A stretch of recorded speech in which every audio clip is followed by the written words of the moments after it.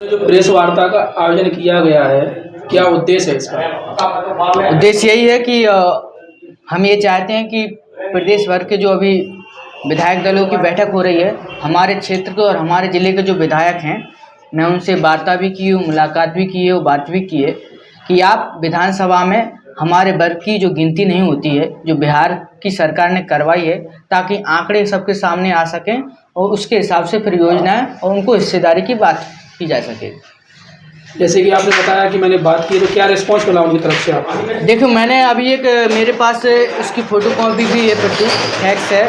राजन भारती जो दतिया के विधायक हैं, वो चुनकर आए हैं, उनसे भी बात की, मुलाकात की, तो उन्होंने आश्वासन दिया है। मैंने उनसे ये कहा कि भांडेर के विधायक फूल सिंह बरिया जी ने जिस तरह दमदारी से विधानसभा में बात रखी है, तो आपका ये फर्ज बनता है। हमें बड़ी उम्मीदें और आशाएं हैं और अभी बात की है, तो देखते हैं अब अगली विधानसभा में बैठक में क्या कहते हैं। जैसे कि हमने लगातार देखा है, विधानसभा चुनाव भी हुए थे पिछली बार और त्रिस्तरीय पंचायत चुनाव भी हुए थे, उसमें आप लगातार ओबीसी वर्ग और दलित वर्ग के चुनाव प्रसार में गए, चाहे वो किसी भी पार्टी से हो। ऐसा क्यों नहीं? हाँ, ये बात सच है कि जो त्रिस्तरीय पंचायत चुनाव हुए थे, करीब मैं 8 लोगों के प्रचार में गया था और मैं हमारे दोस्त मित्रगण साथी हैं, जिसमें से सरपंच और 3 जनपद और 1 जिला पंचायत सदस्य और कुछ गलतियां थी, तो 8 लोगों में से 7 जीत कर आए थे। भाजपा, कांग्रेस और अदर पार्टियों से भी थी। तो मेरा मतलब ये नहीं है कि कौन विपक्ष है कौन पक्ष है। हमारा मतलब ये है कि हमारे ओबीसी वर्ग की भागीदारी हो, हिस्सेदारी हो, चाहे सरपंच हो या जनपद हो, बस हमारे आने चाहिए हमारे लोगों को। सुनने में ऐसा आया है कि आप भविष्य में जिला पंचायत चुनाव लड़ सकते हैं। देखिए, ऐसा कुछ नहीं है, लोग तो कयास लगाते ही रहते हैं और मेरे ख्याल से लगाना स्वाभाविक है, जिस तरह से जनता में सक्रिय है। लेकिन चुनाव लड़ना सिर्फ उद्देश्य नहीं है।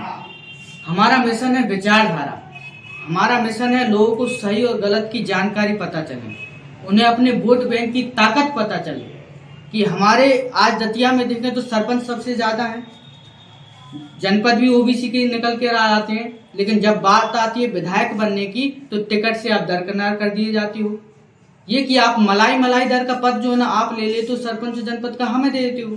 आने वाले हम बिल्कुल आवाज़ उठाएंगे और अपने कौम को मजबूत करेंगे। और हम तो ये नहीं कहते कि दलित तो पिछड़े होगा, जिस तरह से दलित विधायक भांडर में बन जाते हैं, ओबीसी विधायक दतिया से बन जाते हैं, सियाणा में कोई दतिया का राज करता है, कोई यहाँ वहाँ से, और वोट बैंक की कीमत जो है ना वो रह जाते हैं। और अभी मैंने एक आदरणीय प्रदीप अग्रवाल जो विधायक हैं हमारे वर्तमान में, उनको एक पत्र भेजा है। उनके बेटे से भी बात की थी दतिया में कि आप हमारे वर्ग से नहीं आते, इसका मतलब ये नहीं है। विधायक जो होता है वो सबका होता है। क्यों भैया? आप भोपाल के बल्लभ भवन में हमारे एक बार ये कहें कि ओबीसी वर्ग को संख्या के अनुपात में हिस्सेदारी मिलनी चाहिए और देश और प्रदेश में गिनती नहीं होती, बिहार की सरकार की भांति ओबीसी वर्ग की गिनती की जाए। बस इतनी सी बात रखते हैं, हम आपको हितैषी मान लेंगे, इतनी हम मान लेंगे। और आपकी तो डबल इंजन की सरकार है, प्रदेश में भी है और केंद्र में भी है। और सरकार जब बहुमत में होती है तो अधिनियम हो बिल हो तो चुटकियों में पास हो जाते हैं। मेरी उम्मीदें हैं, पत्र लिखा है और बात भी की है, देखते हैं। जैसे कि आप लगातार चाहे किसी भी पार्टी से कोई कैंडिडेट हो, उम्मीदवार हो, बस वो ओबीसी होना चाहिए, आप उनके चुनाव प्रसार में जाते हैं, तो फिर आप खुद क्यों नहीं पार्टी ज्वाइन करते? देखिए, अब मैंने वही सवाल है, पार्टी करने का मतलब जो नहीं, पार्टी कोई भी बुरी नहीं है। भाजपा भी आज अच्छा काम कर रही है, कांग्रेस ने भी थोड़े बहुत अच्छे काम किया। कांग्रेस आज केंद्र में सत्ता में होती, विकास फिर भी होता। हो सकता है कि थोड़ा बहुत कम होता, लेकिन विकास फिर भी होता।